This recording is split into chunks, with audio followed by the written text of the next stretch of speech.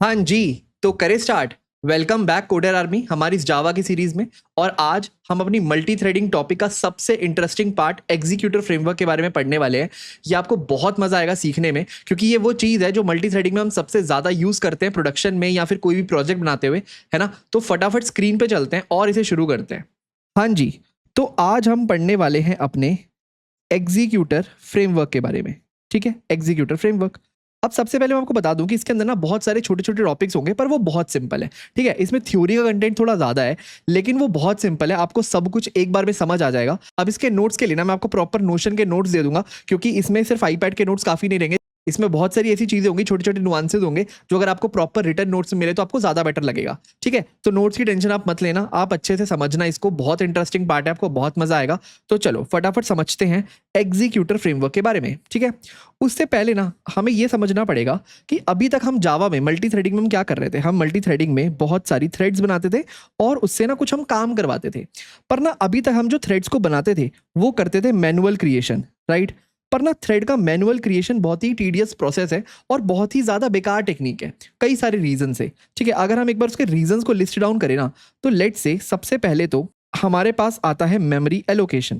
देखो, जब भी आप एक थ्रेड क्रिएट करते हो या फिर आप ऑपरेटिंग सिस्टम को बोलते हो एक थ्रेड क्रिएट करने को, राइट। तो जब भी आप लिखते हो T1 डॉट, तो जब भी बेसिकली आपने लिखा पहले एक थ्रेड T1, यहाँ पे आएगा thread T1 equal to new thread, और आपको पता है आप क्या करते हो, यहाँ पे पास करते हो कोई रनेबल का लैम्डा एक्सप्रेशन। ठीक है, और फिर आप लिखते हो T1 डॉट स्टार्ट।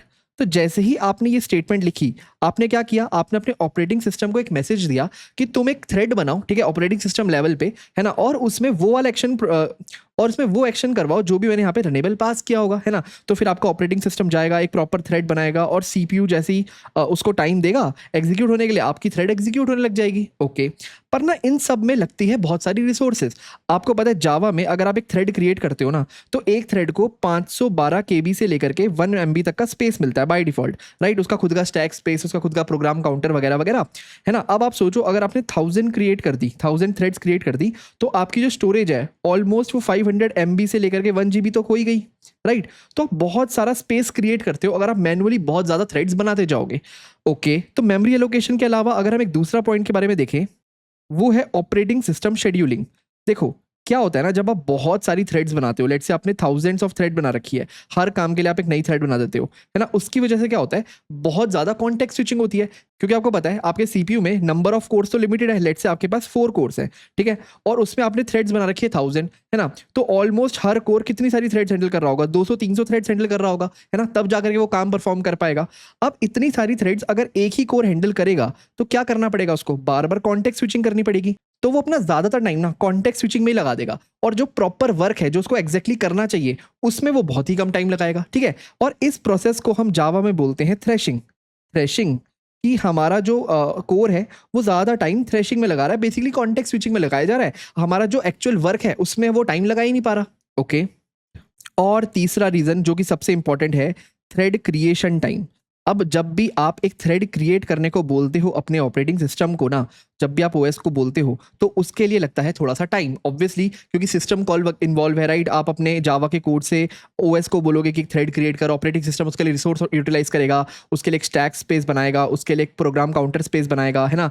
और हीप तो चलो शेयर होती है ना। तो बहुत ज़्यादा टाइम यूटिलाइज होता है एक थ्रेड को क्रिएट करने के लिए, और इतना सब कुछ करके भी हम थ्रेड को बहुत अच्छे से यूज़ नहीं कर पाते। जब भी हम खुद से थ्रेड क्रिएट करते हैं, क्यों नहीं कर पाते, हम क्या करते हैं थ्रेड के साथ, हम उसको करते हैं वन टाइम यूज़। जैसे कि अभी तक हम अपने कोड में कर रहे थे, हम एक थ्रेड क्रिएट करते थे, हमने एक T1 थ्रेड बनाई, है ना, उसको एक टास्क दिया और हमने उसको छोड़ दिया। फिर हमने नए टास्क के लिए T2 थ्रेड बनाई, उसको एक काम दिया और उसको छोड़ दिया। तो बार बार अगर हम एक थ्रेड बनाते रहेंगे एक टास्क परफॉर्म करने के लिए, तो आप देखो ऊपर वाली प्रॉब्लम्स कितनी ज़्यादा हाईलाइट हो जाएगी, हमारी नंबर ऑफ थ्रेड्स बढ़ जाएगी हमारे प्रोग्राम के अंदर, है ना। थ्रेड क्रिएशन टाइम तो आपको पता ही है, लगता है, और मेमोरी एलोकेशन बहुत ज़्यादा हो जाएगा, है ना।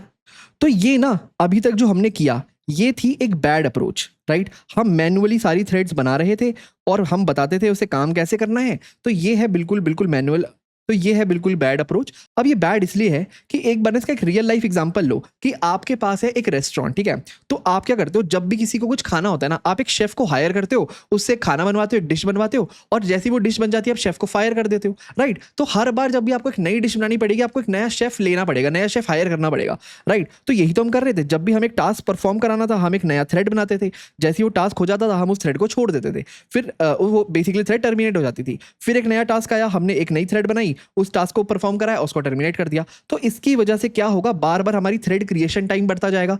अगर वो टर्मिनेट नहीं हो रही होंगी तो और प्रॉब्लम है, फिर तो वो ज़्यादा मेमोरी भी यूटिलाइज करेगी हमारे सिस्टम की, है ना, और हमारा ज़्यादातर सिस्टम और हमारा जो सीपीयू टाइम है वो ज़्यादातर कॉन्टेक्स्ट स्विचिंग में लगा देगा।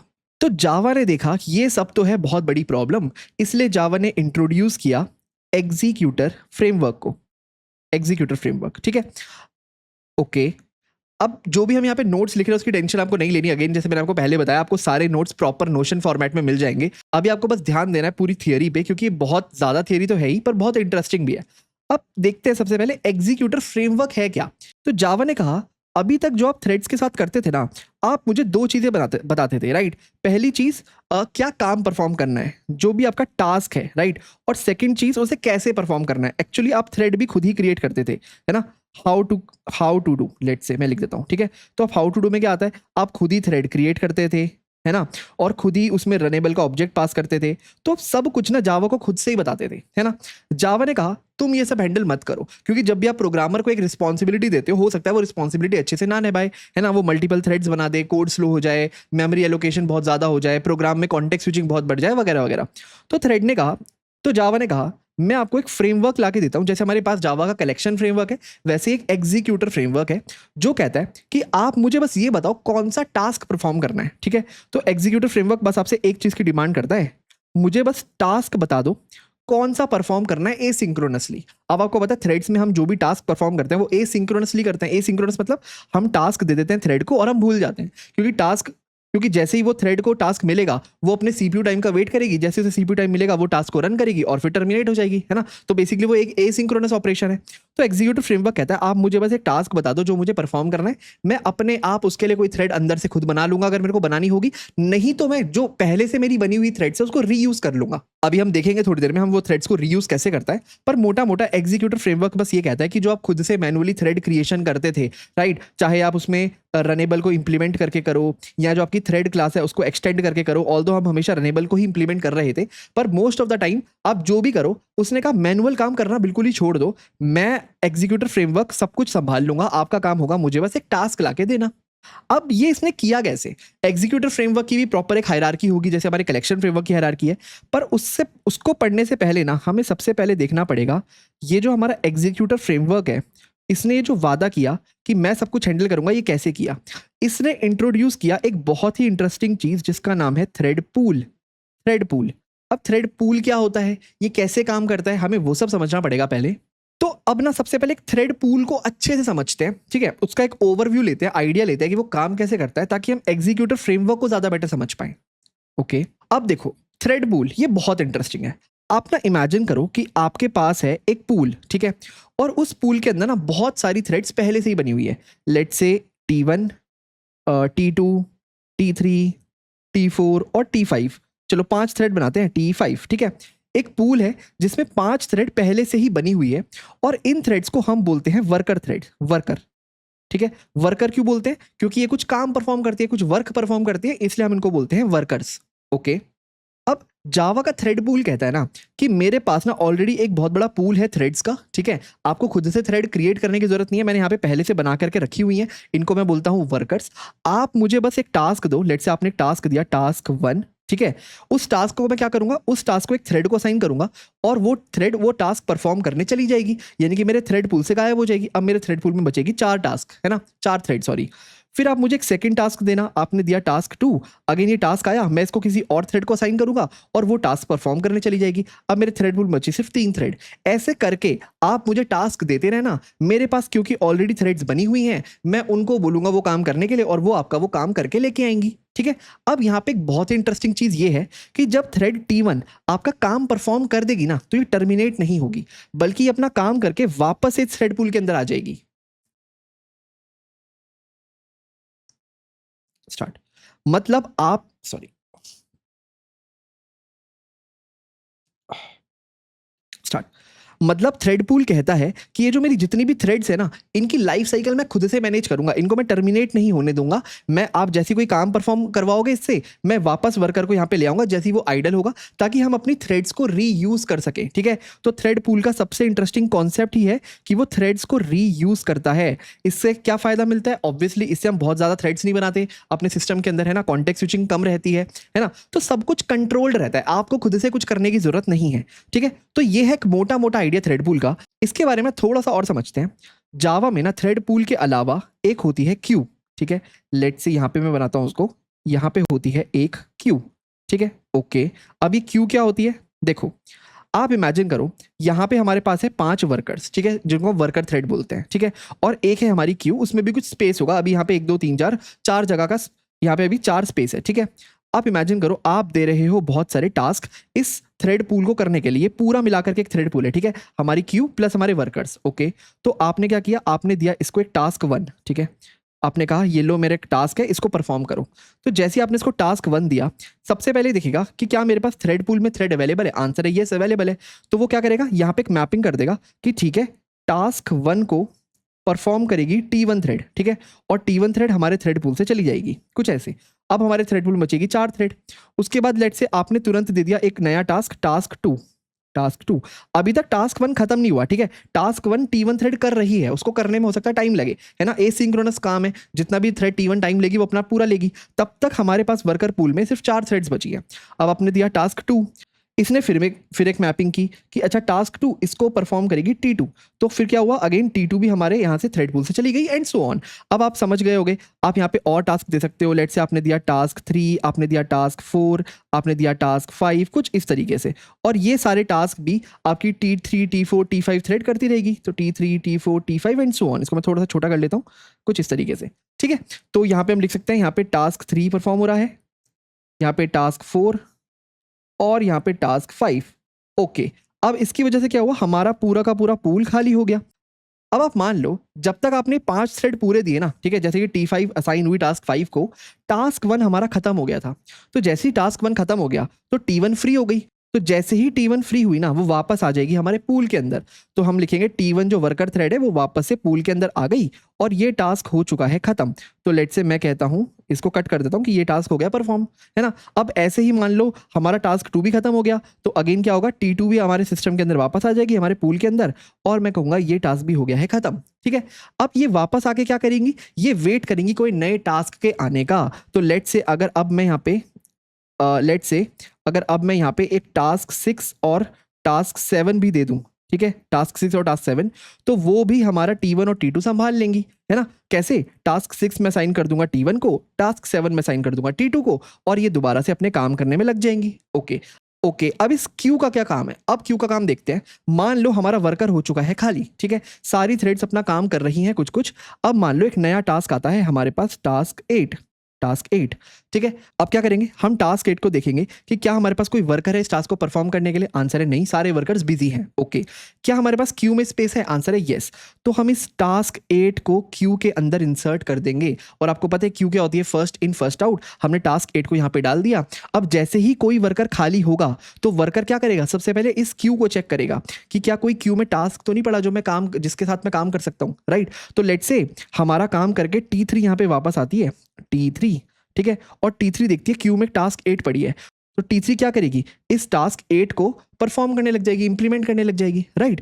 अब आप मान लो अभी भी T3 खाली है, बेसिकली T3 यहाँ पे नहीं आई, हमारा वर्कर खाली है, पूल खाली है, और टास्क आए जा रहे हैं। लेट्स से टास्क 9 आ गया, टास्क 10 आ गया, तो वो सब क्या होंगे? वो क्यू में इंसर्ट होते रहेंगे। Let's say task 9, task 10, task 11 and so on. एक बार अगर हमारे वर्कर भी खाली हो गए, हमारी पूल भी पूरी की पूरी भर गई है, अब एक नई टास्क आती है, टास्क 12। तो सबसे पहले हम चेक करेंगे हमारे वर्कर पूल में। हम कहेंगे कि हमारे पास एक भी थ्रेड है? आंसर है नहीं, कोई भी थ्रेड नहीं है। हम पूछेंगे कि हमारे क्यू में स्पेस है? आंसर है नहीं, क्यू में भी स्पेस नहीं है। अब क्या होगा? अब इस टास्क 12 के साथ दो चीजें हो सकती हैं। या तो हमारा एग्जीक्यूटर पूल एक नया वर्कर थ्रेड क्रिएट कर दे, है ना। तो जैसे वो एक नई वर्कर थ्रेड क्रिएट करेगा, वो कहेगा वर्कर थ्रेड पूछेगी हमारे क्यू से सबसे पहली टास्क कौन सी है, टास्क 8, उसको परफॉर्म करने चला जाएगा, हमारे क्यू में 1 की स्पेस हो जाएगी और हम टास्क 12 को इंसर्ट कर देंगे।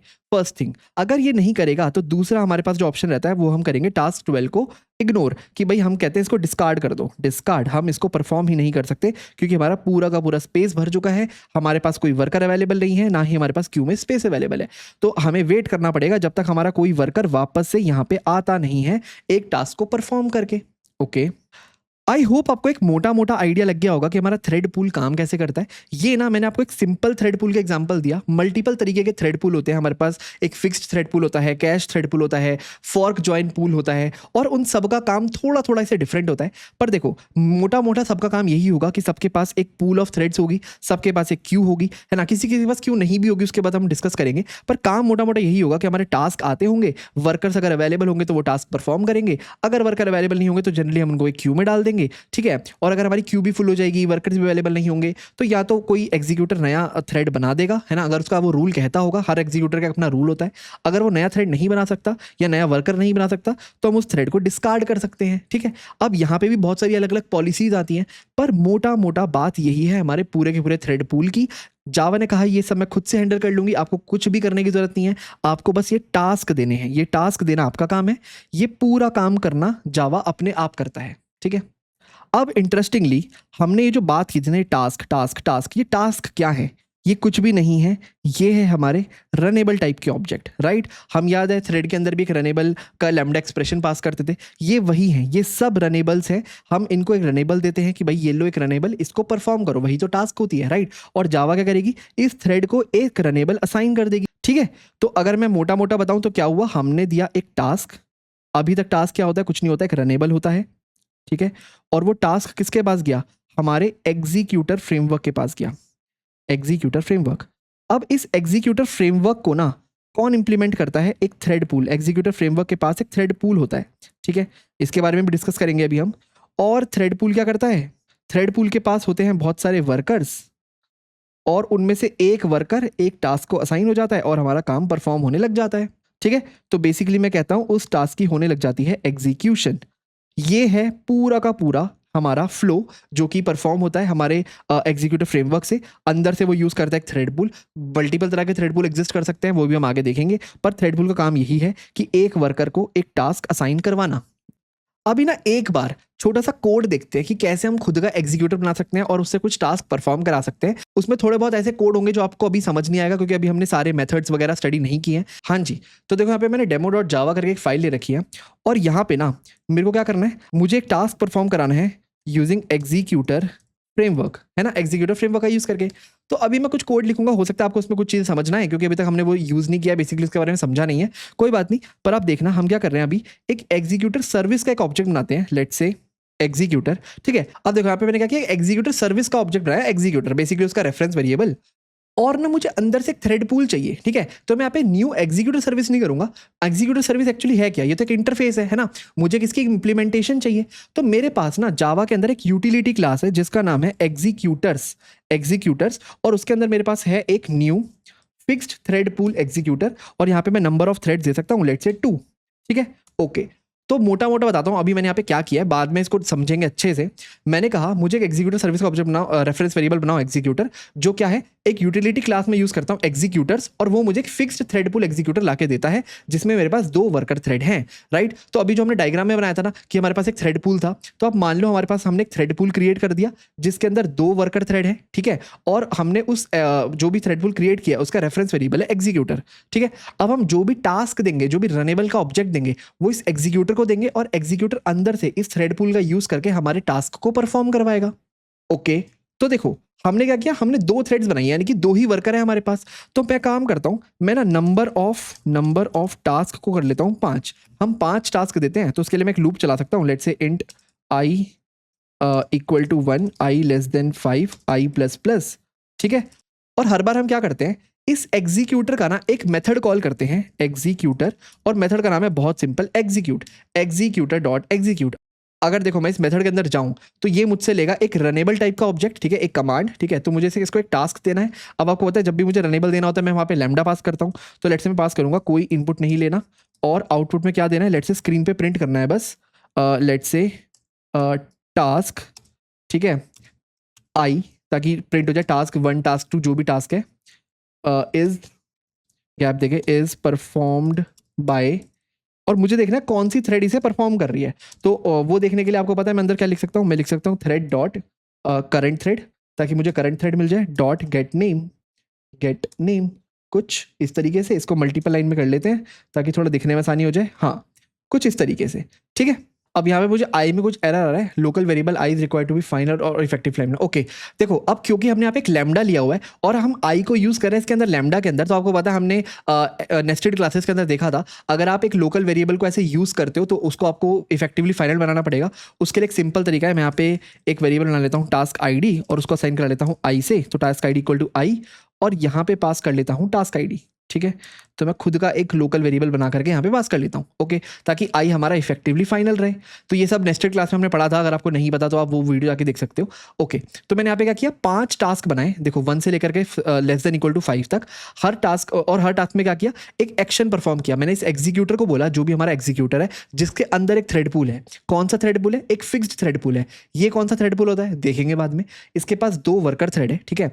तो मैंने बोला ये काम कर, मैं तेरे को 5 टास्क दे रहा हूँ बैक टू बैक। तो जैसे हमने अपने डायग्राम में टास्क 1 टास्क 2 लिखा था ना, तो मैंने इसको 5 टास्क दिए बैक टू बैक, और मैंने कहा हर टास्क पे ना ये एक्शन परफॉर्म करा। और ये एक्शन क्या है, मैं सिर्फ स्क्रीन पे प्रिंट कर रहा हूँ, टास्क दिस, जो भी टास्क होगा 1 2 3 4 5 इज परफॉर्म बाय, और जो भी थ्रेड का नाम होगा, ठीक है। तो मेरा क्या होगा बैकग्राउंड में, अभी जब मैं खुद की थ्रेड बनाता था तो आपको पता है मैं क्या लिखता था, मैं कुछ ऐसा कोड लिखता था, thread T1 equal to new thread, ठीक है, न्यू थ्रेड, और यहाँ पे मैं एक लैम्डा पास करता था रनेबल का, तो मैं यहाँ पे कुछ पास कर सकता था, लेट्स से प्रिंट कर दो हेलो, एग्जाम्पल के लिए, हाँ। तो यहाँ पे प्रिंट कर दो लेट्स से हेलो, कुछ इस तरीके से, है ना। और मैं बोलता था इस T1 को कि T1 डॉट स्टार्ट, तो जैसे ही मैं T1 डॉट स्टार्ट करता था, हमारा ऑपरेटिंग सिस्टम एक थ्रेड क्रिएट करता था, और जब उसको रनेबल, जब भी उसको टाइम मिलता था CPU का, वो रनिंग स्टेट में आता था और वो ये वाला टास्क परफॉर्म करता था, राइट। मैं कह रहा हूँ ये सब मैं मैनुअली नहीं कर रहा, मैंने बस बताया एक टास्क, ये रहा मेरा एक टास्क, ऐसे मैंने 5 टास्क बनाए और मैंने अपने एग्जीक्यूटर को बोल दिया। तो जैसे मैंने यहाँ पे थ्रेड डिक्लेयर की थी ना 2, अंदर से हमारे एग्जीक्यूटर ने 2 थ्रेड बना के रखी होंगी हमारे लिए, ऑपरेटिंग सिस्टम ने भी 2 थ्रेड बना के रखी होंगी, इसका मतलब है ना। और वो 2 थ्रेड हमारे इन 5 टास्क को परफॉर्म करने में लग जाएंगी। अब टास्क है 5 लेकिन थ्रेड है 2, इसका मतलब क्या होगा कि 2 थ्रेड तो हमारी बिजी हो जाएंगी 2 टास्क को परफॉर्म करने में, बाकी 3 टास्क हमारे वेटिंग क्यू में चले जाएंगे, है ना, वो जो हमने क्यू बनाई थी।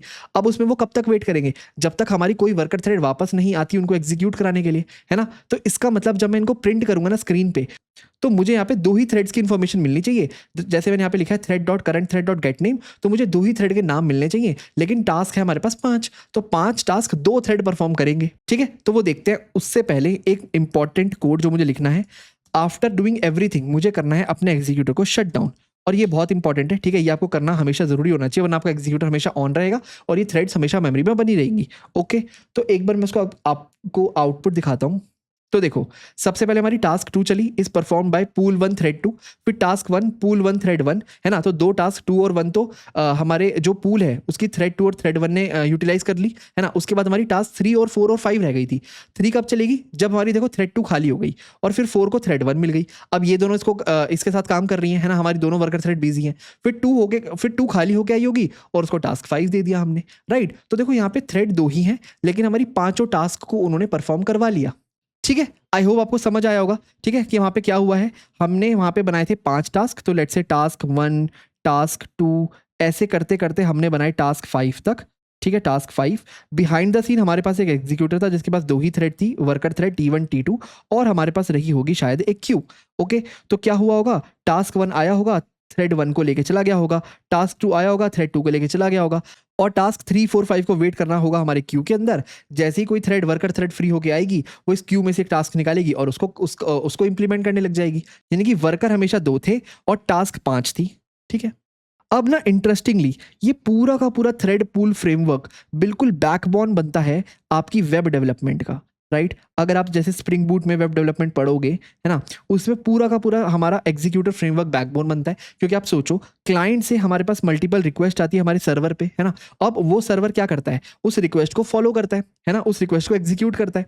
तो अगर multiple clients let's say C1 C2 C3 एक साथ बहुत सारी रिक्वेस्ट भेजेंगे, तो यहाँ पे लगा होता है हमारा एक एग्जीक्यूटर जिसके पास बहुत सारे वर्कर थ्रेड होते हैं, और हर वर्कर थ्रेड का काम होता है एक क्लाइंट की रिक्वेस्ट को हैंडल करना। अब यहाँ पे ना हम अनलिमिटेड थ्रेड नहीं बना सकते, हम ऐसा नहीं कर सकते कि जैसे एक क्लाइंट आएगा, हम एक नई थ्रेड T1 क्रिएट करेंगे, काम करवाएंगे। एक नया क्लाइंट आया, एक नई थ्रेड क्रिएट करी, काम करवा दिया। क्योंकि ऐसे तो अगर एक साथ बहुत सारे हजारों क्लाइंट्स आ गए तो हम हजारों थ्रेड्स क्रिएट कर लेंगे, है ना। आप सोचो हमारे सिस्टम का क्या हाल होगा।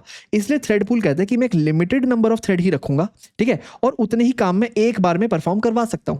अगर उससे ज्यादा काम मेरे पास आते हैं तो उनको मैं डाल दूंगा अपनी क्यू में और उनको बोलूंगा थोड़ा सा वेट करो, है ना। बेसिकली अपनी कॉन्करेंसी थोड़ी सी कम कर दूंगा, अपने चीजों को थोड़ा सा सीरियलाइज बना दूंगा। ओके, अब ना हमारा पूरा का पूरा जो एग्जीक्यूटर फ्रेमवर्क है उसकी देखते हैं एक बार पूरी की पूरी हायरार्की।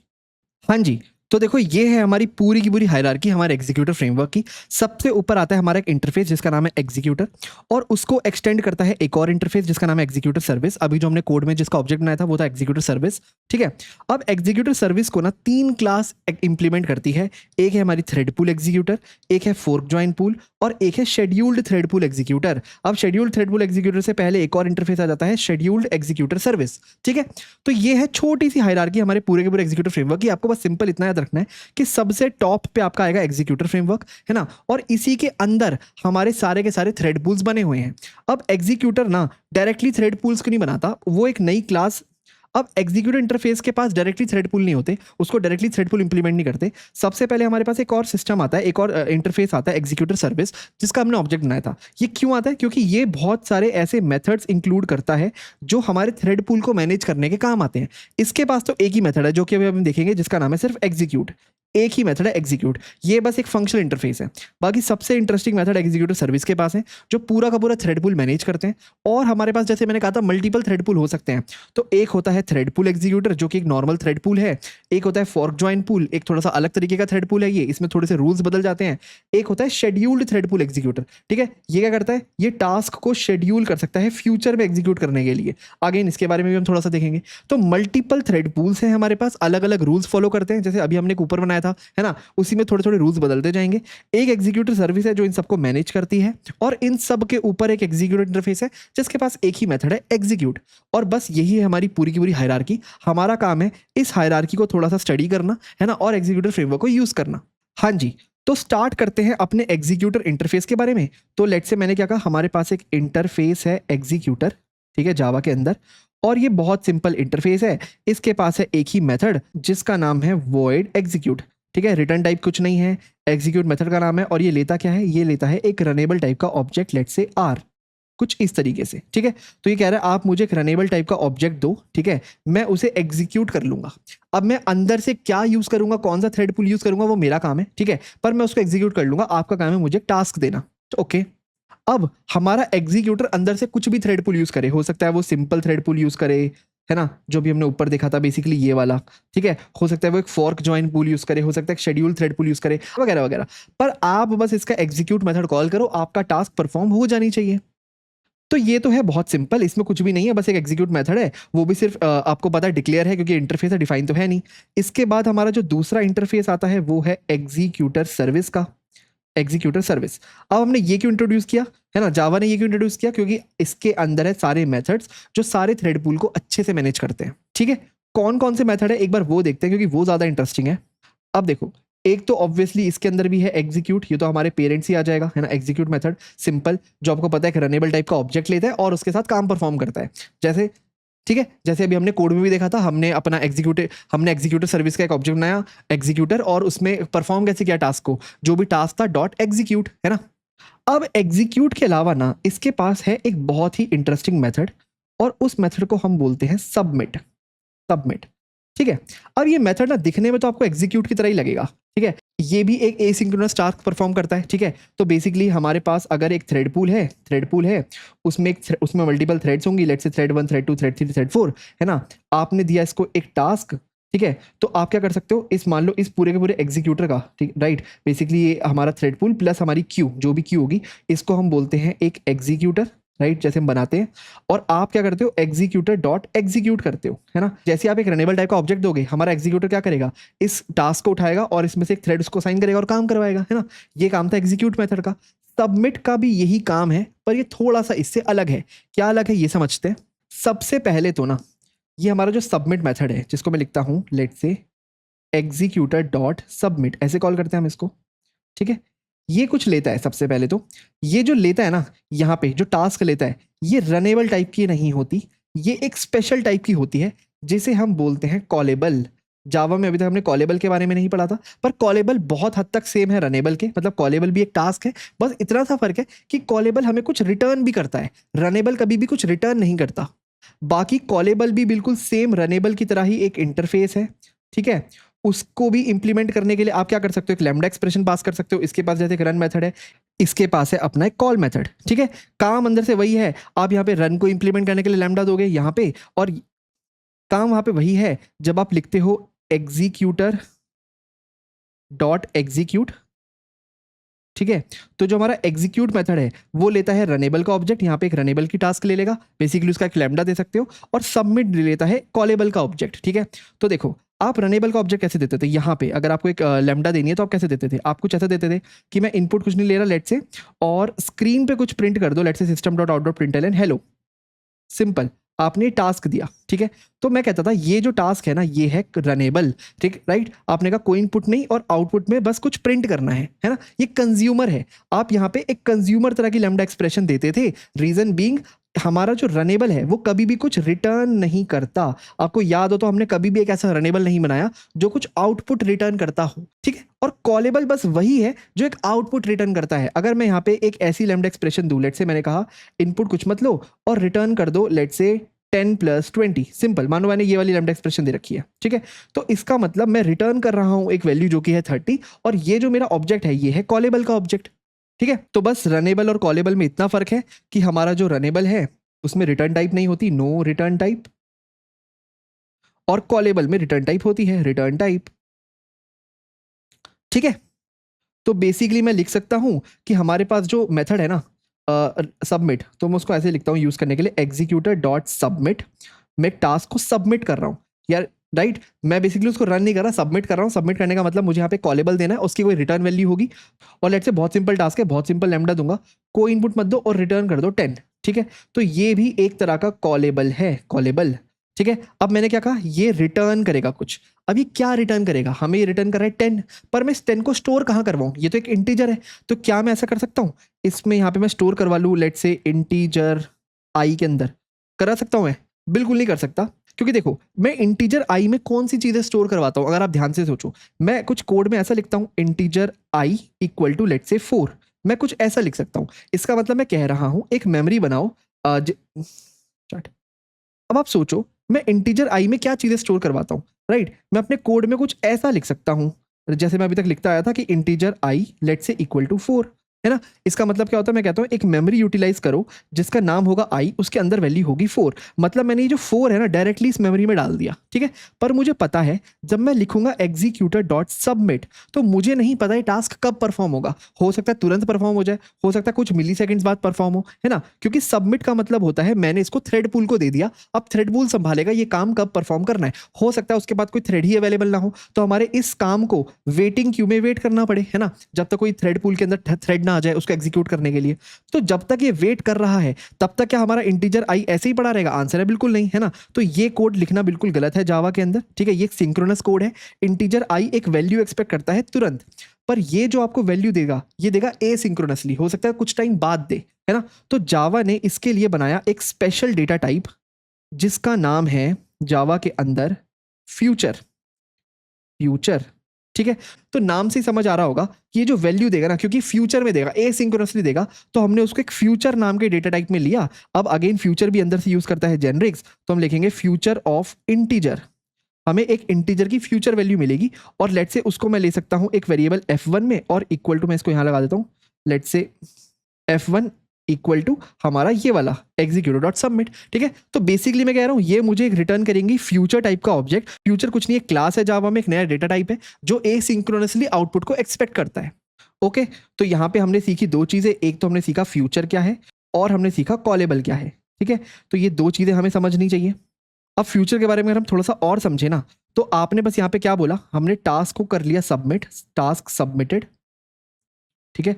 तो जैसे ही आपने कॉल किया एग्जीक्यूटिव डॉट सबमिट, आपने कहा मैंने टास्क को कर दिया सबमिट, ठीक है। ओके, अब जो टास्क है वो रन होगी आपके बैकग्राउंड में, task run in background thread, background thread, है ना, क्योंकि वो टास्क हमने किसको दे दी, हमने दे दी हमारे एग्जीक्यूटर को। तो जो भी उसके अंदर एक थ्रेड पूल होगा, उसके अंदर जो भी थ्रेड होगी वो इस टास्क को परफॉर्म करेगी। हमें नहीं पता कब करेगी, हो सकता है तुरंत कर दे अगर थ्रेड उसको अवेलेबल हो जाए, और अगर थ्रेड अभी अवेलेबल नहीं है तो हो सकता है कुछ टाइम बाद कर दे। तो मैं कह सकता हूं कि वो बैकग्राउंड में हमारी टास्क रन होती रहेगी। ओके, फिर उसका जो भी रिजल्ट आएगा, रिजल्ट स्टोर्ड इन फ्यूचर, तो जो भी रिजल्ट आएगा हमने उसको फ्यूचर टाइप के ऑब्जेक्ट में स्टोर कर लिया। मैंने यहाँ पे लिखा हुआ है ये जो भी रिटर्न देता है उसको F1 में स्टोर कर दो which is of type future. और फाइनली अगर मुझे देखना है ना कि मेरे F1 में रिजल्ट क्या आया है, जैसे यहाँ पे 10 आया होगा, तो मेरे पास एक फंक्शन है, मैं लिख सकता हूँ F1 डॉट गेट। ठीक है, F1 डॉट गेट। तो बेसिकली मैं F1 डॉट गेट करके आउटपुट देख सकता हूं। अब ये जो गेट मेथड है ना, ये बहुत इंटरेस्टिंग है। जैसे कि मैंने आपको कहा कि इसका आउटपुट मुझे नहीं पता कब आएगा, हो सकता है कुछ टाइम बाद आए, पर आपने मान लो तुरंत अगली लाइन में लिख दिया F1 डॉट गेट, तो क्या आपको तुरंत आउटपुट मिल जाएगा? हो सकता है अभी तक आउटपुट रेडी ना हुआ हो, बिल्कुल, है ना। तो F1 डॉट गेट, ये जो गेट मेथड है ना, ये स्पेशल मेथड है। ये क्या करता है, हमारी जो करंट थ्रेड होती है, करंट थ्रेड जिसके अंदर आपने F1 डॉट गेट लिखा होगा, मान लो आपने मेन थ्रेड के अंदर ही लिख दिया, तो उस करंट थ्रेड को कर देता है ये ब्लॉक और कहता है तब तक रुके रहो जब तक फ्यूचर के अंदर आउटपुट नहीं आ जाता। ठीक है, तो जैसे ही आउटपुट आएगा तब हमारी मेन थ्रेड दोबारा से काम करना शुरू करेगी और F1 का आउटपुट स्क्रीन पे प्रिंट भी कर देगी। ठीक है, तो एक बार फटाफट इसको कोड में करके देखते हैं। हाँ जी, तो देखो यहाँ पे मैंने demo2.java फाइल बना रखी है और यहाँ पे मुझे देखना है फ्यूचर एंड कॉलेबल के बारे में, फ्यूचर एंड कॉलेबल। ठीक है, तो बहुत सिंपल सा बनाएंगे। लेट्स से मैं कहता हूँ कि सबसे पहले मैं बनाता हूँ एक एग्जीक्यूटर सर्विस का ऑब्जेक्ट, राइट, जैसे हमने पहले बनाया था। इसका भी अगेन नाम रखते हैं एग्जीक्यूटर इक्वल टू, मुझे एक एग्जीक्यूटर चाहिए तो मैं एक अपनी यूटिलिटी क्लास एग्जीक्यूटर्स यूज करता हूँ, dot new thread, new fix thread pool, और थ्रेड रखता हूँ लेट्स से 2। ठीक है, पहले की तरह। अगेन यहाँ पे हमने कौन से एग्जीक्यूटर्स बनाए हैं और कौन से थ्रेड पूल्स हैं वो बाद में देखेंगे, पर अभी के लिए हमें काम करते हैं। मैं कहता हूँ मुझे एक फ्यूचर टाइप का ऑब्जेक्ट चाहिए ऑफ टाइप इंटीजर। हमने यहाँ पे फ्यूचर को इंपोर्ट नहीं किया, फ्यूचर, हाँ, ऑफ टाइप इंटीजर। ठीक है, इसका नाम मैं रखता हूँ F1। और ये मुझे कैसे मिलेगा, मेरे को मिलेगा अगर मैं इस एग्जीक्यूटर पे एक सबमिट करूँ, और देखो सबमिट क्या लेगा। ठीक है, और देखो अगर मैं सबमिट के अंदर जाऊं तो ये लेता है कॉलेबल टाइप का ऑब्जेक्ट, और कॉलेबल क्या है, मेरे पास एक इंटरफेस है जिसके पास एक ही मेथड है कॉल। अगेन ये भी एक फंक्शनल इंटरफेस है जैसे हमारा रनेबल होता है, राइट। तो मैं यहाँ पे एक लैम्डा एक्सप्रेशन पास कर सकता हूँ, तो मैं दूंगा नो इनपुट और रिटर्न कर दो 10, सिंपल 10, कुछ इस तरीके से। और देखो ये हमारे फ्यूचर में आ जाएगा। अब जब भी मैं अपने कोड में लिखूंगा, बेसिकली मेन कोड में F1 डॉट गेट, तो इसका मतलब मैं कह रहा हूं मेरे मेन कोड को ब्लॉक कर दो उतनी देर के लिए जब तक मेरे F1 डॉट गेट का आउटपुट नहीं आ जाता, और जैसे ही आउटपुट आएगा उसके बाद अपनी मेन थ्रेड को मैं दोबारा से स्टार्ट करूंगा। अभी मुझे एरर दे रहा है जो कि है अनहैंडल्ड एक्सेप्शन, इंटरप्टेड एक्सेप्शन, यानी कि ये एक एक्सेप्शन थ्रो करता होगा। तो इसके लिए मैं एक ट्राई कैच ब्लॉक लगा सकता हूं, तो मैं यहाँ पे लिखता हूँ ट्राई, किसको ट्राई करना है, इसको, और यहाँ पे हम कैच कर लेते हैं अपनी एक्सेप्शन ई, कुछ इस तरीके से। ठीक है, ओके। अब अगर मैं अपने कोड को रन करूँ ना तो मुझे 10 आउटपुट मिलना चाहिए। एक बार देखते हैं इसे चला के, 10, बिल्कुल। तो जब तक मुझे 10 आउटपुट नहीं मिला था ना, याद रखना मेरी मेन थ्रेड ब्लॉक थी। तो अगर मैंने इस टास्क को परफॉर्म करने के लिए 3 सेकंड लिए होते तो मेरे यहाँ पे आउटपुट 3 सेकंड बाद आता। अगर आपको विश्वास नहीं होता तो देखो मैं यहाँ पे कर सकता हूँ, लेट्स से थ्रेड, एक काम करते हैं, दोबारा से ट्राई कैच ब्लॉक में करना पड़ेगा, थ्रेड डॉट स्लीप। तो जो भी थ्रेड इस काम को परफॉर्म करेगी उसको मैं स्लीप कर रहा हूँ लेट्स से 3 सेकंड के लिए, और कैच कर लेते हैं लेट्स से एक्सेप्शन ई। ठीक है, और जैसे ये थ्रेड स्लीप होके उठेगी मैं कह रहा हूँ मैं रिटर्न कर रहा हूँ 10, कुछ इस तरीके से। आपको पता है अगर मेरा मल्टी लाइन लैम्डा होती है तो मुझे रिटर्न स्टेटमेंट लिखनी पड़ती है, राइट। तो मैंने ये कोड लिखा। अब देखना मेरा जो आउटपुट आएगा ना यहाँ पे F1 डॉट गेट, वो 3 सेकंड बाद आएगा क्योंकि मेरी मेन थ्रेड ब्लॉक होगी जब तक इस F1 में आउटपुट नहीं मिल जाता। और F1 में आउटपुट कब मिलेगा, पहले 3 सेकंड हम वेट करेंगे और फिर रिटर्न होगा 10। तो जब तक F1 में आउटपुट नहीं आएगा फ्यूचर में, हमारी मेन थ्रेड वेट करती रहेगी। तो करते हैं इसको रन, तो देखो हमारी मेन थ्रेड वेट कर रही है और थोड़ी देर बाद हमारे को आउटपुट आ जाएगा 10। ठीक है, अब हम देखते हैं और कौन कौन से मेथड होते हैं हमारे एग्जीक्यूटर सर्विस में। अभी तक हमने कौन कौन से मेथड देखे, हमने देखा एग्जीक्यूट, है ना, जो लेता है एक रनेबल टाइप का ऑब्जेक्ट, एक देखा सबमिट जो लेता है कॉलेबल टाइप का ऑब्जेक्ट। ठीक है, तो याद रखना ये लेगा रनेबल, ये लेगा कॉलेबल, और दोनों में आपको फर्क पता है, रनेबल का कोई रिटर्न टाइप नहीं होता, कॉलेबल का रिटर्न टाइप होता है। ओके, एक मेथड है हमारे पास शट डाउन, और मैंने कहा था ये मेथड आपको हमेशा लिखना पड़ता है। अभी हमने लास्ट कोड में अपना ये नहीं लिखा था, जो कि बहुत गलत आदत है। जब भी आप अपने एग्जीक्यूटर को यूज करो, आप लिखो शटडाउन मेथड, ताकि आप अपने एग्जीक्यूटर को बोलो कि अब बंद हो जा। अब शटडाउन क्या करता है अंदर से? शटडाउन कहता है कि मैं और कोई नए टास्क एक्सेप्ट नहीं करूंगा। तो लेट्स से मेरा थ्रेड पूल है, इसमें मल्टीपल थ्रेड है और ये मेरी क्यू है। तो मैं कह रहा हूं जितने भी मेरे करंट थ्रेड चल रहे हैं उनको मैं एग्जीक्यूट होने दूंगा, उनको मैं खत्म होने दूंगा। एक बार वो खत्म हो जाएंगे तो मैं अपने पूरे के पूरे थ्रेड पूल को बंद कर दूंगा, ठीक है, और कोई नया टास्क मैं एक्सेप्ट नहीं करूंगा। तो इस दौरान जब मैंने शटडाउन लिखा होगा, और कोई नया थ्रेड, अगर कोई नया टास्क आता है मेरे पास, उसको मैं रिजेक्ट कर दूंगा।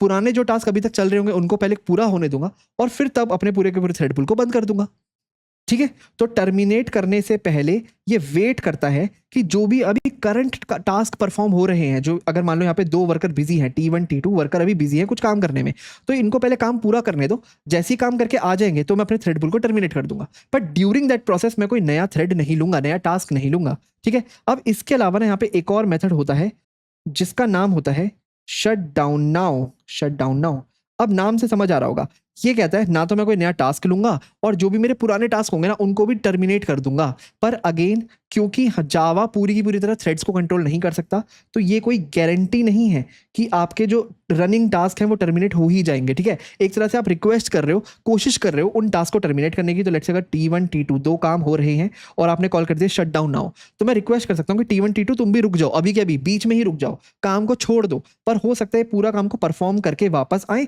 और तब मैं इनको शट डाउन करूँ, ठीक है। तो कभी कभार शट डाउन नाउ भी शट डाउन की तरह काम कर सकता है, राइट। और कभी कभार हो सकता है वो लिटरली हमारे पूरे के पूरे टास्क को ब्रेक कर दे, पूरी थ्रेड्स को रोक दे, ठीक है। यही चारों है मेन मेथड्स जो हम अपने एग्जीक्यूटर सर्विस में यूज कर सकते हैं, एग्जीक्यूटर सबमिट, शट डाउन और शट डाउन नाउ। इसके अलावा 2 मेथड और हैं जो शायद ही हम कभी यूज करेंगे। एक है इन्वोक ऑल और एक है इन्वोक एनी, ठीक है। अब ये थोड़े से स्पेशल मेथड है। इन्वोक ऑल क्या करता है? इन्वोक ऑल ना आपसे लेता है एक list of callables, list of callable लेता है, ठीक है। लेट्स से आप उनको बोलते हो टास्क्स, ठीक है, और उन टास्क को एक साथ इन्वोक करता है, राइट। तो बेसिकली जो आप सबमिट के साथ कर रहे थे, है ना, अगर आप बहुत सारे टास्क सबमिट करना चाहते तो आप लूप लगाते, तो आप ऐसे लिखते let's say for i equal to 1 से लेके i less than equal to 5, ठीक है, i प्लस प्लस। तो बेसिकली ये 5 टास्क को आप सबमिट करना चाहते हो, तो आप यहाँ पे लिखते एग्जीक्यूटर डॉट सबमिट, सबमिट, और यहाँ पे आप एक एक करके टास्क देते हैं कुछ इस तरीके से, है ना। हमारा इन्वोक ऑल कहता है कि आप मुझे ना कॉलेबल की एक बार पूरी की पूरी लिस्ट दे दो, ठीक है, मैं उसको एक साथ एग्जीक्यूट कर दूंगा, ठीक है, ओके। तो बेसिकली हम कहते हैं list of callable, let's say tasks, और कॉलेबल आपको पता है क्या होता है, बिल्कुल रनेबल की तरह, पर का आउटपुट देते हैं। तो आपने क्या किया, एक list the, let's say list dot of, और यहाँ पे आपने बहुत सारे कॉलेबल्स पास कर दिए। एक है लेट्स से रिटर्न करता है 10, एक है लेट्स से रिटर्न करता है 20, एक है लेट्स से रिटर्न करता है 30। तो आपने ये मान लो बहुत सारी लिस्ट पास कर दी कॉलेबल की, ठीक है। और आपने क्या किया, उसके बाद हमारे एग्जीक्यूटर पे लिख दिया एग्जीक्यूटर डॉट इन्वोक ऑल, और आपने दिया टास्क्स।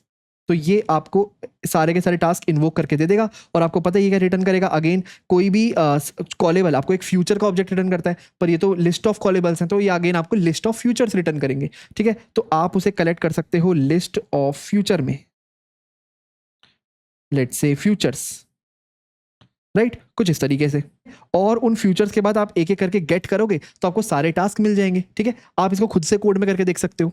आप एक टास्क बनाओ, उसकी लिस्ट बनाओ, लिस्ट डॉट ऑफ करके मल्टीपल उसमें टास्क डाल दो, ठीक है, और इन्वोक ऑल कॉल कर दो हमारे एग्जीक्यूटर पे, जैसे अभी हमने एग्जीक्यूटर बनाया था, और वो सारे टास्क दे दो, ठीक है। वो आपको लिस्ट ऑफ फ्यूचर्स देगा, उन फ्यूचर पे लूप थ्रू करके एक बार डॉट गेट करो और आपको सारे टास्क का आउटपुट मिल जाएगा। एक बार 10 मिलेगा, एक बार 20, एक बार 30 and so on.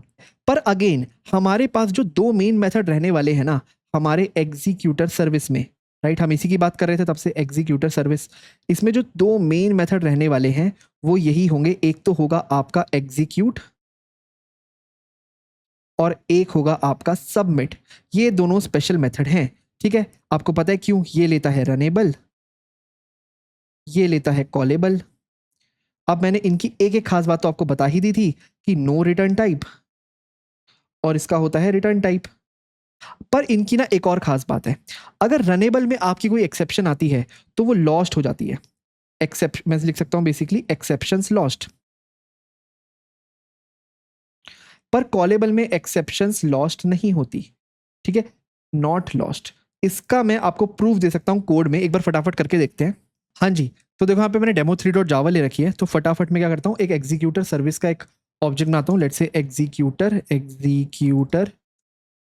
Equal to, let's say हम क्या लिखते हैं अपनी utility class executors dot new fix thread pool, और मैं थ्रेड पूल का साइज अगेन 2 ही ले लेता हूँ। ठीक है, मैं चाहता हूँ 2 ही वर्कर थ्रेड हो। ठीक है, अब मैं यहाँ पे 2 काम परफॉर्म करता हूँ।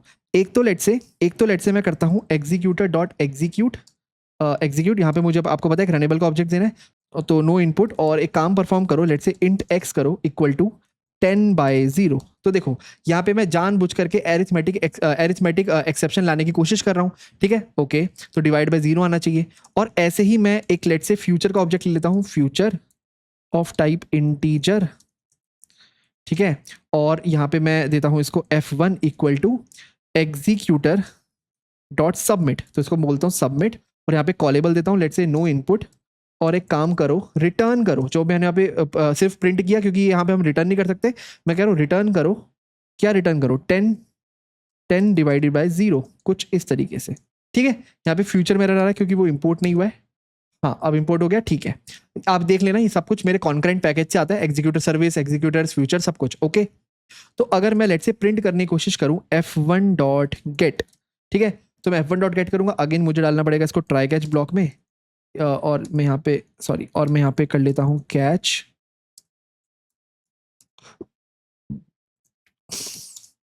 एक्सेप्शन ई। ठीक है, तो यहाँ पे मैंने एक एग्जीक्यूट लिखा और यहाँ पे मैंने एक फ्यूचर बेसिकली सबमिट लिखा।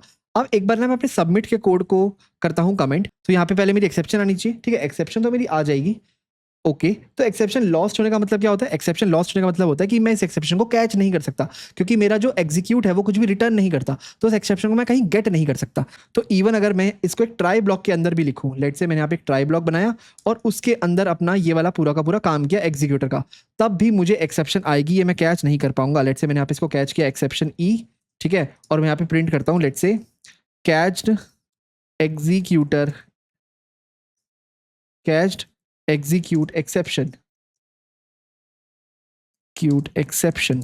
ठीक है, तो ये मेरा प्रिंट नहीं होगा, अभी भी मेरी एक्सेप्शन आएगी। अगर आप इसको ध्यान से देखो तो देखो अगेन एक्सेप्शन, राइट, इसको मैं कैच नहीं कर सकता क्योंकि ये जो एक्सेप्शन है ये अलग थ्रेड में आई है, मैं इसको मेन थ्रेड में कैच करने की कोशिश कर रहा हूं। ठीक है, तो इसको मैं ऐसे एक्सेप्शन को हैंडल नहीं कर सकता।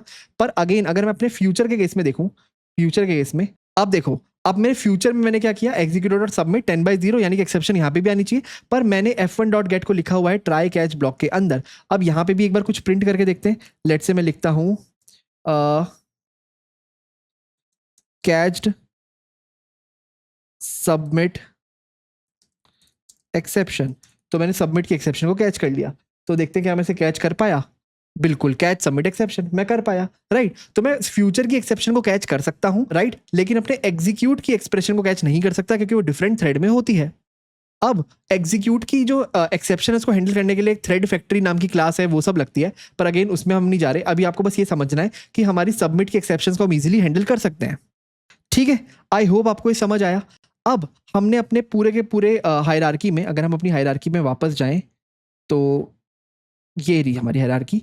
हमने यहाँ पे देख लिया अपना एग्जीक्यूटर इंटरफेस, अपना एग्जीक्यूटर सर्विस। अब ना हमें अलग अलग तरह के थ्रेड पूल्स के बारे में देखना है। एक है हमारे पास thread pool executor, fork join pool, scheduled thread pool, right. तो सबसे पहले ना एक अपने सिंपल थ्रेड पूल एग्जीक्यूटर के बारे में देखते हैं। ठीक है, जैसे मैंने इसके बारे में थोड़ा सा डिस्कस किया था, ये क्या है? एक पहली बात तो कॉन्फ़िगरेबल इंजन है, ठीक है, जिसके पास कुछ limited number of worker thread होती हैं, वर्कर थ्रेड। एक क्यू होती है, ठीक है, होल्ड करने के लिए एक्स्ट्रा रिक्वेस्ट को, queue to hold extra request, यह मैं बोल लेता हूँ एक्स्ट्रा टास्क। ठीक है, और कई कुछ रूल्स होते हैं, राइट, कि कितनी थ्रेड्स हमारी, कितनी वर्कर थ्रेड हो सकती है, क्यू कितनी बड़ी हो सकती है, अगर हमारी क्यू भी फुल हो जाए, वर्कर्स भी खत्म हो जाए, तो हमें क्या करना है। तो बेसिकली कुछ रूल्स हो सकते हैं, यानी कि पूरी की पूरी तरह कॉन्फ़िगरेबल है।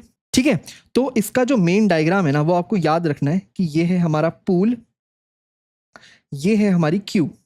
ठीक है, और इस पूल के अंदर हो सकती है वर्कर थ्रेड्स। तो लेट्स से 4 वर्कर थ्रेड है, T1, T2, T3 और T4, और इसको कंबाइनली हम बोलते हैं अपना थ्रेड पूल। ओके, अच्छा, अभी तक ना जब हम एग्जीक्यूटर बनाते थे तो हम कुछ ऐसे लिखते थे, हम लिखते थे एग्जीक्यूटर सर्विस, और हमें पता है एग्जीक्यूटर सर्विस तो खुद एक इंटरफेस है ना। हम इसका ऑब्जेक्ट बनाते थे, reference variable basically executor equal to, और यहाँ पे ना हम खुद से न्यू थ्रेड पूल एग्जीक्यूटर ऐसे नहीं लिखते थे, हम अपनी यूटिलिटी क्लास यूज करते थे जिसका नाम था एग्जीक्यूटर्स डॉट, और यहाँ पे एक बना बनाया एग्जीक्यूटर लेते थे जिसका नाम था new fixed thread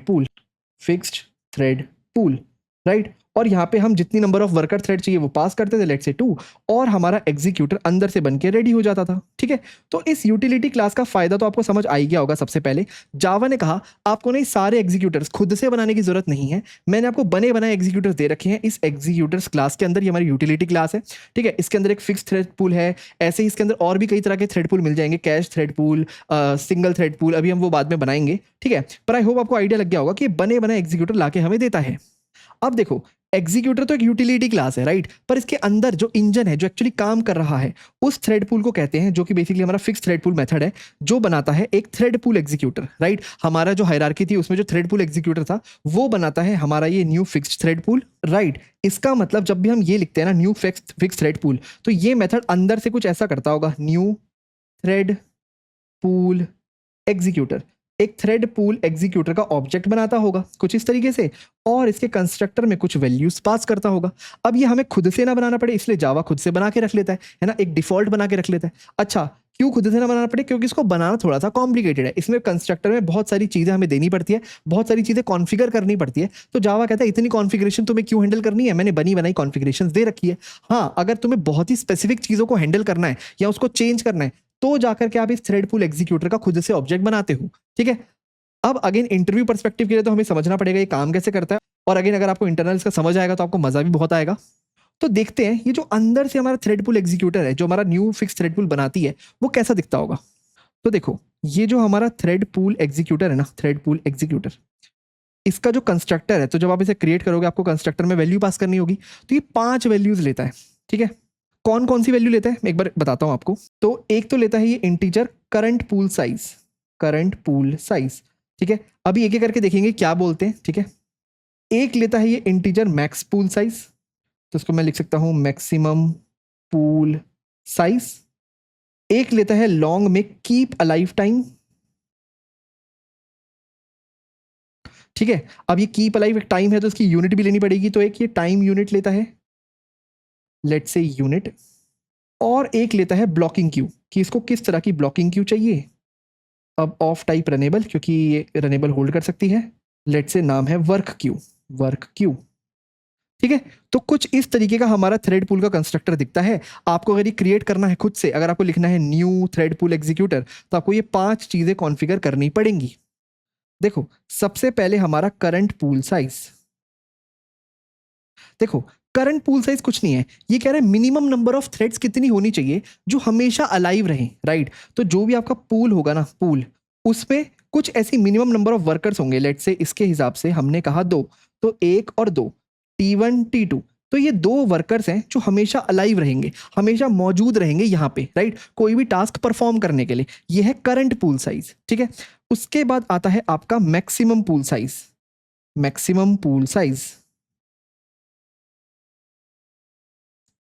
let's say maximum pool size आने के पहले हमने यहाँ पे रखा है करंट पूल साइज एज 2, ठीक है। अब मैक्सिमम पूल साइज हम रख लेते हैं 5, तो इसका मतलब होता है कि कितने मैक्सिमम थ्रेड्स हमारे पूल में अलाउड हैं, राइट। तो हमारे minimum basically current pool size है 2 और मैक्सिमम अलाउड है 5, यानी कि हमारे इस थ्रेड पूल में 2 से लेके 5 तक हमारे वर्कर्स बन सकते हैं। और ये 5 वर्कर कब बनेंगे अभी मैं आपको उसके रूल समझाऊंगा, पर एक तो है करंट पूल साइज, मिनिमम कितने वर्कर होने ही होने चाहिए, एक है मैक्सिमम पूल साइज, मैक्सिमम कितने वर्कर्स क्रिएट कर सकते हो। तो बेसिकली जितने आप मैक्सिमम वर्कर क्रिएट कर सकते हो उतनी ही ज्यादा आप कॉन्करेंसी क्रिएट कर सकते हो, है ना, यानी कि उतने नंबर ऑफ यूनिक टास्क आप साथ में परफॉर्म कर सकते हो, है ना।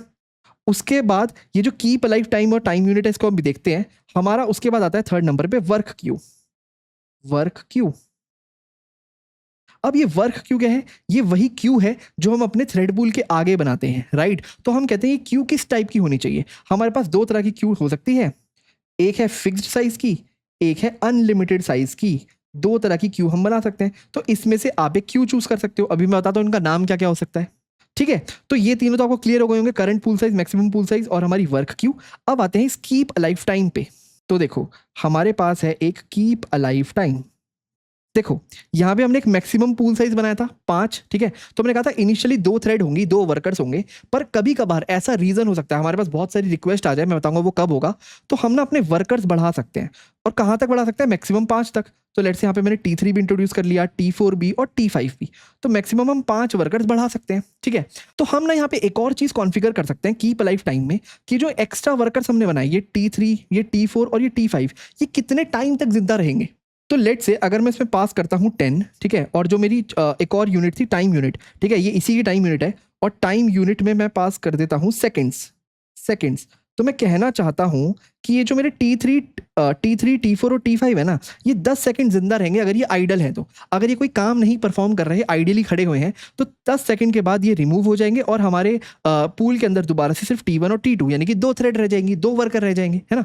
तो मैक्सिमम पूल साइज को ना हम टेम्पररी बना सकते हैं कि हमने थ्रेड्स बढ़ा तो दी पर लिमिटेड टाइम के लिए, वापस से हम अपनी थ्रेड्स कम कर सकते हैं अगर हमने कीप अलाइव टाइम में कोई क्वांटिटी डाली हुई है, कोई नंबर जैसे 10 डाला हुआ है, और टाइम यूनिट में उसका टाइम यूनिट सेकंड, मिली सेकंड वगैरह जो भी डाला हुआ है, ठीक है। अब ना एक बार रूल देखते हैं, रूल कि कैसे हमारे थ्रेड क्रिएट होते होंगे, पूल क्रिएट होता होगा वगैरह वगैरह। तो सबसे पहले ये है हमारा पूल, ये है हमारा क्यू, ठीक है, कुछ फिक्स लेंथ का, और हम लेट से यहाँ पे नीचे डिस्कस करते हैं रूल। तो रूल, ठीक है। तो एक बार मैं अपनी लिमिटेशंस देख लेता हूँ। करंट पूल साइज है 2, मैक्सिमम पूल साइज है 5, ठीक है। तो यहाँ पे मैं लिख लेता हूँ यहाँ पे इसको, करंट पूल साइज है 2, मैक्सिमम पूल साइज है 5। और अभी देखो, जब तक हमने कोई भी टास्क परफॉर्म नहीं किया ना, एक भी थ्रेड यहाँ क्रिएटेड नहीं है, इवन जो हमारी करंट थ्रेड्स हैं जो होनी ही होनी चाहिए वो भी नहीं है। तो रूल कुछ ऐसा कहता है कि लेट से आपने एक टास्क परफॉर्म किया, आपने एक टास्क दिया, लेट से रनेबल टास्क 1, ठीक है, और यहाँ पे पूछते हैं इफ करंट थ्रेड, हमारे पास हमारे वर्क बेसिकली पूल के अंदर जितने भी करंट वर्कर्स हैं, अगर वो लेस देन है हमारे कोर पूल साइज के, ठीक है। बेसिकली ये जो करंट है इसको मैं कोर बोल लेता हूँ, कोर पूल, तो इतना तो होने ही होने चाहिए, ठीक है, कोर पूल साइज के। तो हम क्या करेंगे, हम एक थ्रेड क्रिएट करेंगे, क्रिएट अ थ्रेड, और टास्क को एग्जीक्यूट कर देंगे, टास्क को एग्जीक्यूट कुछ इस तरीके से। यानी कि जैसे हमारे पास टास्क बनाया, हमने देखा कोर पूल साइज है 2, तो 2 वर्कर तो होने ही चाहिए, तो हमने एक थ्रेड बनाई T1, ठीक है, और इस टास्क 1 को T1 असाइन करवा दिया। ओके, इसको थोड़ा सा छोटा कर लेते हैं, ठीक है। अब मान लो हमारे पास एक और टास्क आता है, लेट से टास्क 2। हम क्या करेंगे, हम अभी भी हमारे जो करंट थ्रेड है, बेसिकली वो तो एक ही थ्रेड है, तो हमारे कोर पूल साइज से कम है, तो हम एक और थ्रेड बनाएंगे, लेट से T2। तो यहाँ पे हमने बनाई एक और थ्रेड T2, ठीक है, और उसे टास्क 2 असाइन करवा दिया, है ना। तो T1 और T2, टास्क 1 और टास्क 2 परफॉर्म करने चले गए, है ना। तो अब हमारा जितना कोर पूल साइज होना चाहिए उतना बन गया है, बहुत बढ़िया।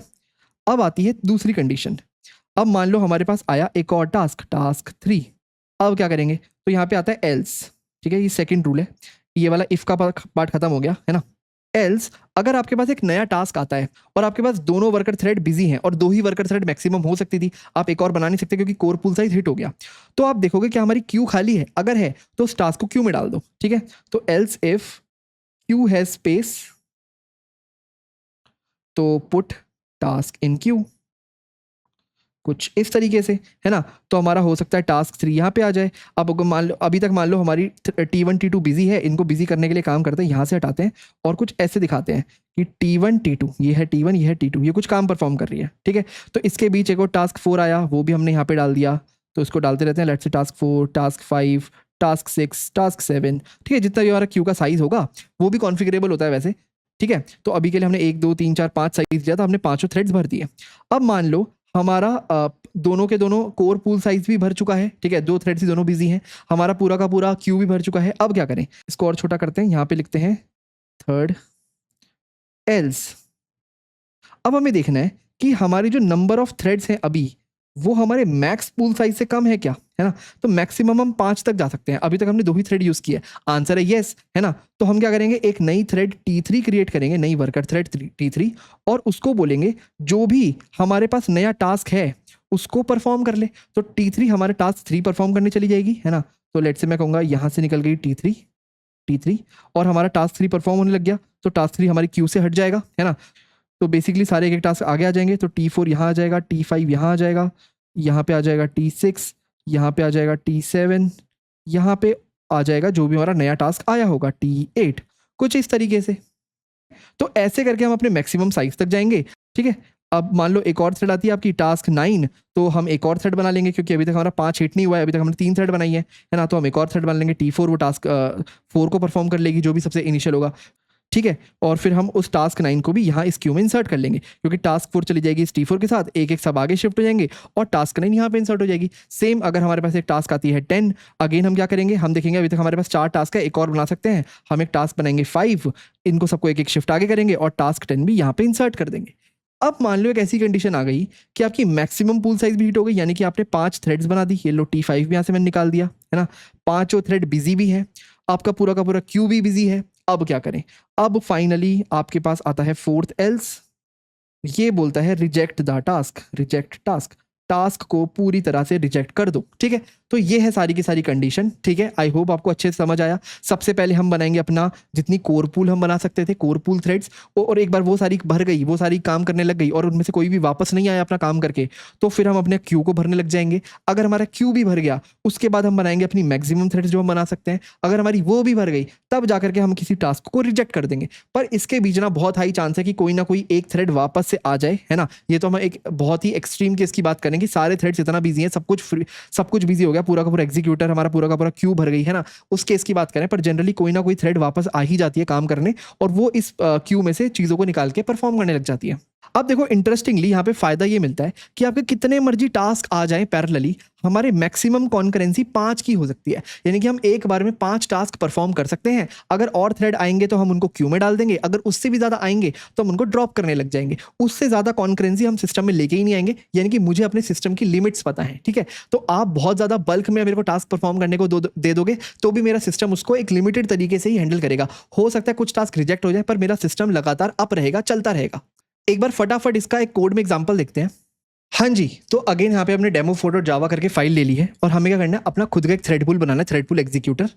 तो अब हम ऐसे लिखेंगे, बेसिकली हम जैसे पहले लिखते थे executor service executor equal to, और हम अपने एग्जीक्यूटर्स वाली जो क्लास होती थी एग्जीक्यूटर्स, ठीक है, उससे उठा करके एक थ्रेड पूल लाते थे जो कि था न्यू फिक्स थ्रेड पूल, और यहाँ पे हम थ्रेड डालते थे, राइट। हम क्या कहते थे कि अंदर से ये सब कुछ खुद से बना लेगा, है ना, हमें काम करने की जरूरत नहीं है। पर नहीं, अब हम अंदर से सब कुछ खुद बनाएंगे, ठीक है। तो हम खुद का बनाने वाले हैं थ्रेड पूल एग्जीक्यूटर, ठीक है। तो थ्रेड पूल एग्जीक्यूटर, लेट से इसको बोलते हैं एग्जीक्यूटर, कुछ इस तरीके से, equal to new thread pool executor, ठीक है। तो देखो यहाँ पे इसने 5 चीजें ली, एक काम करते हैं पहले इसको नई लाइन में ले आते हैं, ठीक है, ताकि हमें हाँ 5 चीजें दिखती रहे कुछ इस तरीके से। ओके, तो अब इन सारी 5 चीजों को हमें फिल करना है, ठीक है। तो सबसे पहले कोर पूल साइज हमने क्या कहा था 2 होगा, okay. Maximum pool size let say हम 5 ले लेते हैं अपने एग्जांपल के साथ। कीप अलाइव टाइम लेट से मैं कहता हूँ 10, ओके। 10 क्या, ठीक है, तो मुझे देनी पड़ेगी यूनिट, तो मैं लेता हूँ लेट से टाइम यूनिट डॉट सेकेंड्स, कुछ इस तरीके से, ठीक है। एक बार इनको सबको नई लाइन में लेके आते रहते हैं, ठीक है, कुछ इस तरीके से मैं सब कुछ नई लाइन में लिख दिया ताकि सब कुछ दिखता रहे। कोर पूल साइज मैंने लिया 2, maximum pool size 5, keep life time 10, unit है सेकंड्स। और मैंने क्या कहा था, मैं वर्क क्यू भी बता सकता हूँ, मेरी क्यू कैसी होनी चाहिए, लिमिटेड साइज की होनी चाहिए, अनलिमिटेड साइज की होनी चाहिए। अगेन उसके कुछ नाम होते हैं, तो मैं आपको उसका नाम बाद में बताऊंगा, अभी के लिए तो उसका नाम अभी हम डिस्कस करेंगे। अभी के लिए मैं सीधा बनाता हूँ एक एरे ब्लॉकिंग क्यू, ठीक है, एरे ब्लॉकिंग क्यू, और उसकी कैपेसिटी रखते हैं लेट से 5, कुछ इस तरीके से। अब एरे ब्लॉकिंग क्यू क्या होती है अभी डिस्कस करेंगे, पर यहां पे मैंने खुद का बना दिया एक पूरा का पूरा एग्जीक्यूटर। अब करते हैं हम कुछ टास्क परफॉर्म, तो लेट से वही टास्क परफॉर्म करते हैं, 5 task, int i equal to 1, i less than 5, i plus plus, ठीक है, कुछ इस तरीके से। और लेस देन नहीं, हम यहाँ पे लिखेंगे लेस देन इक्वल टू 5, ठीक है, आई प्लस प्लस। हर बार हम क्या करेंगे, एक टास्क आईडी लेंगे, टास्क आईडी हमेशा आई ही होगी, ठीक है। और हम कुछ नहीं करेंगे, जो हमने पहले किया था एग्जीक्यूटर डॉट एग्जीक्यूट, यहाँ पे एक लैम्डा एक्सप्रेशन देंगे, इनपुट कुछ नहीं लेना, और आउटपुट में क्या करना है, प्रिंट करना है let say system dot out dot println, print करना है let say system dot out dot println. तो टास्क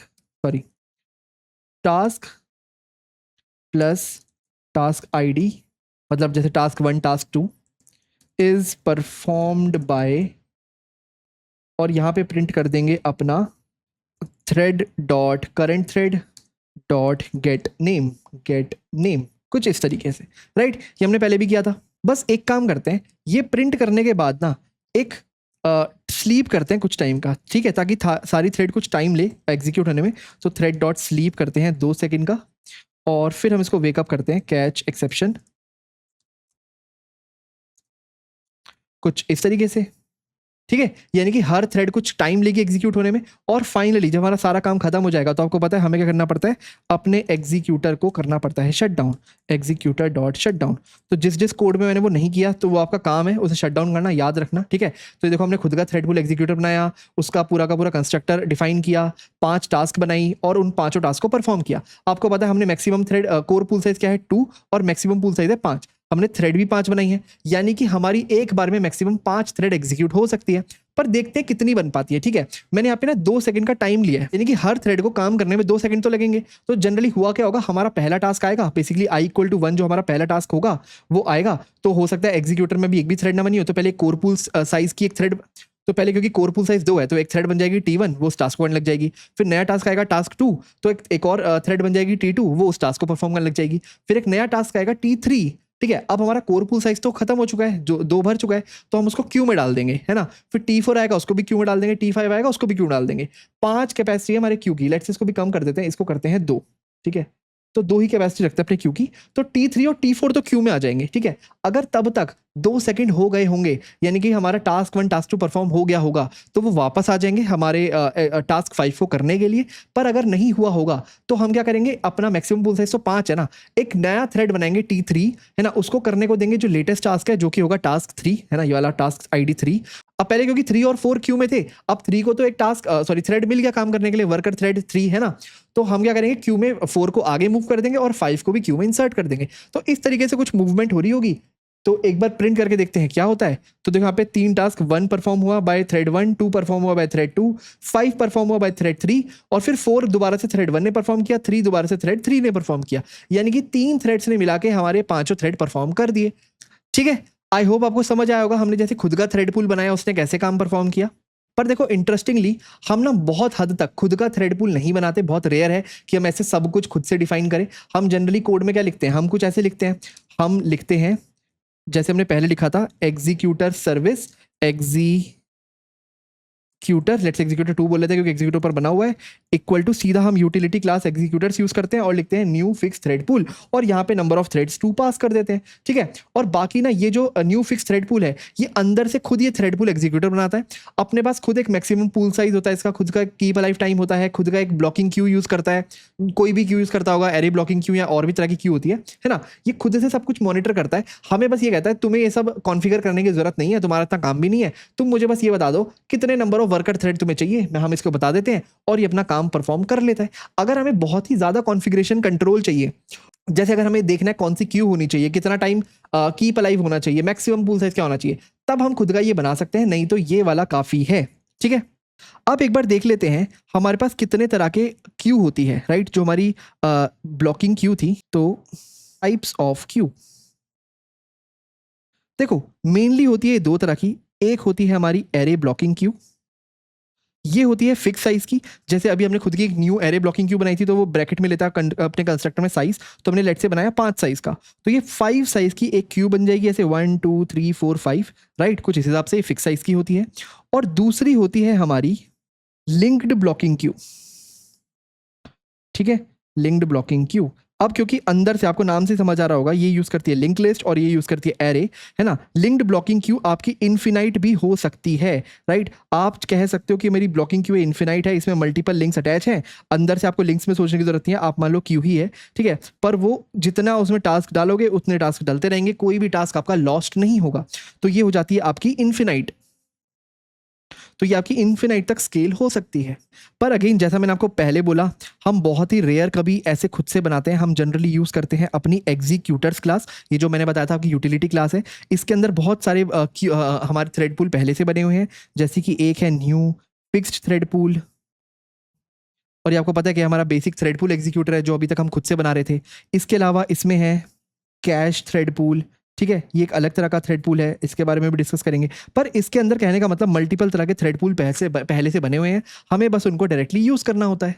अब एक बार देखते हैं एग्जीक्यूटर्स में कौन कौन से थ्रेड पूल्स हैं और वो क्या क्या करते हैं। सबसे पहले यही ऑब्वियसली फिक्स्ड थ्रेड पूल।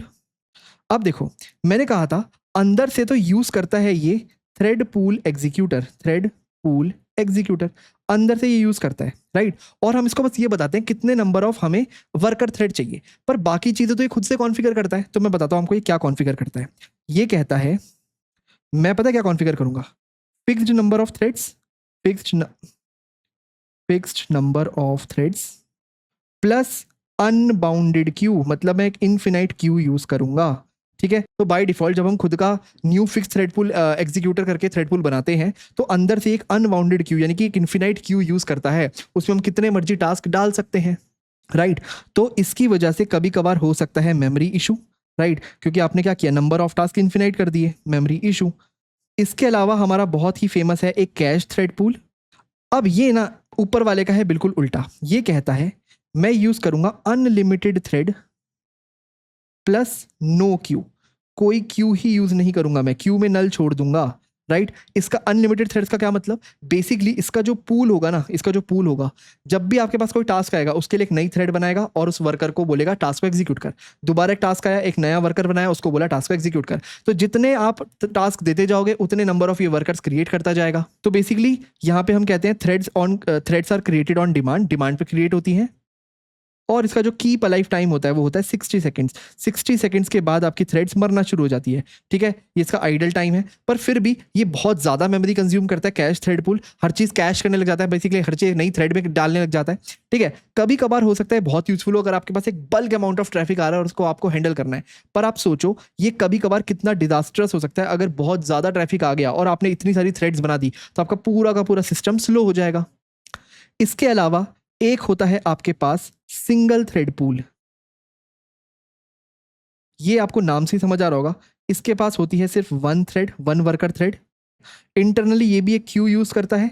अब देखो, क्योंकि इसके पास एक ही थ्रेड होती है ना, तो सारे टास्क एक ही थ्रेड करती है। ठीक है, तो लेट्स से ये है आपका पूल, ये है एक ही थ्रेड और ये है इसकी क्यू। इंटरनली ये क्यू यूज करता है। ऑब्वियसली अगर आपके पास एक पहला टास्क आया, वो ये T1 थ्रेड जो वर्कर थ्रेड है वो एग्जीक्यूट करने चली जाएगी। उसके बाद कोई भी टास्क आया वो चले जाएंगे आपके क्यू में, और जैसे ये T1 एग्जीक्यूट करके आएगी दोबारा ये एक टास्क उठाएगी, उसको एग्जीक्यूट करेगी, फिर वापस आएगी दोबारा एक टास्क उठाएगी, उसको एग्जीक्यूट करेगी। यानी कि एक तरह से ना ये सारे टास्क को वन बाय वन एग्जीक्यूट करेगी। यानी कि ये लेके आता है, यानी कि ये बनाता है हमारे सारे टास्क को सीरियलाइजेबल।